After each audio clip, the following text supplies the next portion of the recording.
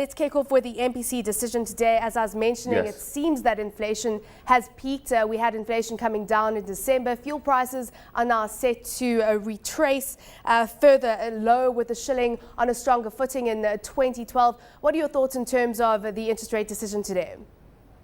I think the inflation rate has definitely crossed its apogee, which was 2 months ago. And I think the rate is headed lower. I think the central bank will stay on the sidelines this time round and look for a further retreat in the inflation rate before looking to start to cut rates.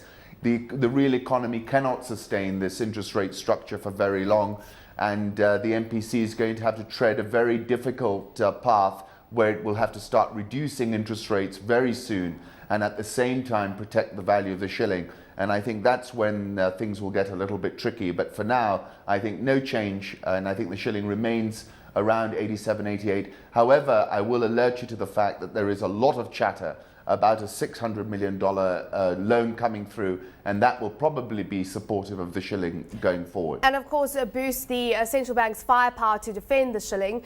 Just to correct myself, that MPC decision is going to come through tomorrow. Just looking at that inflation rate, there's a proposal now to raise sugar prices in the country that is expected to help stimulate the sugar industry. That could have an inflationary effect. Overall, though, what do you see as the biggest risks to inflation right now? The biggest risk to inflation is that essentially we have an enormous racketeering bias in our economy, and the cause and effect of a reduction in the primary commodity prices does not translate immediately.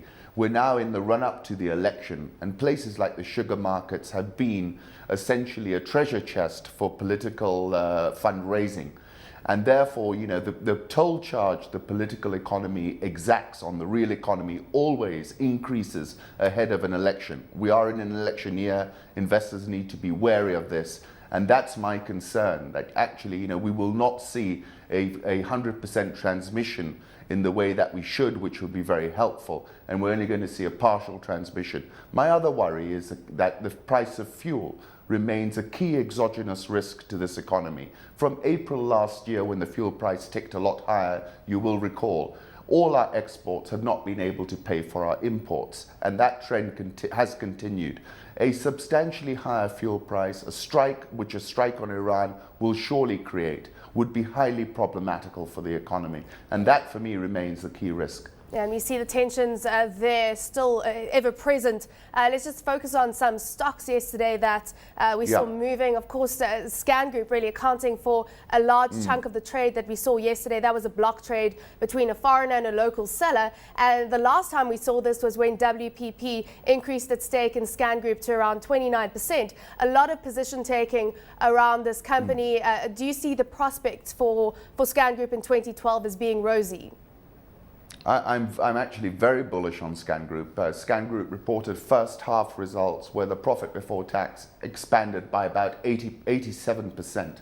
The PE ratio trailing is about 16. You're going to be practically in single digits when they release the full year results. It's the only real sub-Saharan African advertising pure play that I can see. You've got WPP on the share register, and I think they'll continue to grow their position.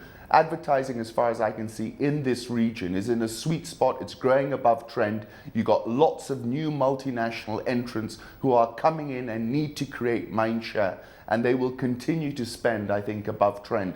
I think, Scangroup looks extremely attractive to me. At this sort of price, I think it's largely underwritten. If it falls much, I would have thought WPP's Martin Sorrell will step in again. Yeah. He did buy 10 million shares, DEC 19. Yesterday, we traded 1 million.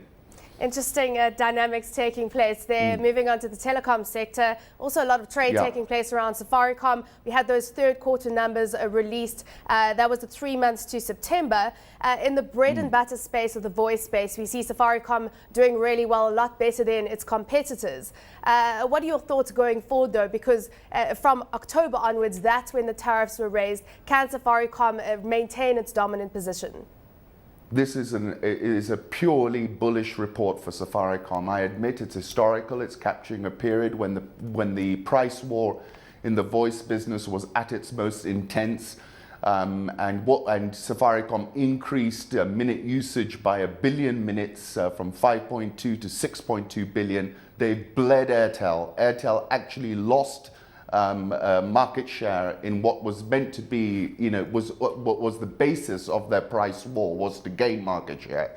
So I think Safaricom have come out of this looking extremely sweet. They've put up the tariff by about 33% subsequent to this report. And all the anecdotal chatter is they saw some reduction in traffic, but net, it looks as if they're 20% higher in terms of voice revenue. Yeah. Voice revenue is 67.3% of the underlying business. I think you're going to see this price spring higher, which you already saw yesterday. How's it managing to stay ahead of the likes of Airtel, which is the second largest competitor there? That's an excellent question, and I think it's a lesson for many companies that are coming into this particular market. You have to indigenize your brand. Safaricom, although Vodafone hold 40%, is seen as a Kenyan company. There is a tremendous brand loyalty in this market, whether it's for beer, whether it's for the mobile phone. And companies cannot assume that they can just plant themselves here and sell their product on price. It doesn't really work. You've got to build a connection with the Kenyan consumer. And Safaricom have done that for 10 years and have been relentless about it. Airtel have underestimated the brand loyalty that Safaricom had. And essentially, their entire competitive strategy is in tatters. Interesting that you mentioned brand loyalty, and especially in light of what's taking place in the brewery space. We had news out this morning, SABMiller might be looking to buy Castel. It's really positioning itself in Africa, especially in Kenya, where it's trying to now get a foothold, and perhaps it needs to take a leaf out of the Safaricom story in terms of really brand loyalty and the importance that is attached to East African breweries and Kenya breweries there. Absolutely, and I think that's exactly the lesson I would say the beer makers and these beverage companies need to keep an eye on.